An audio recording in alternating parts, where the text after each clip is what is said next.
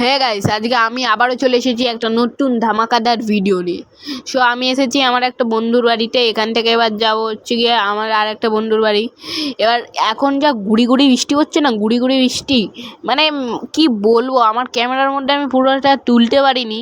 নয় মানে গুড়ি গুড়ি গুড়ি গুড়ি বৃষ্টি পড়েই যাচ্ছে আর আমরা ভিজে গেলাম লাস্ট টাইমে।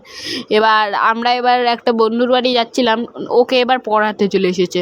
এবার কি করব সেই টাইমে আরেকটা মানে ভাইয়ের বাড়িতে ক্যারাম খেলছি।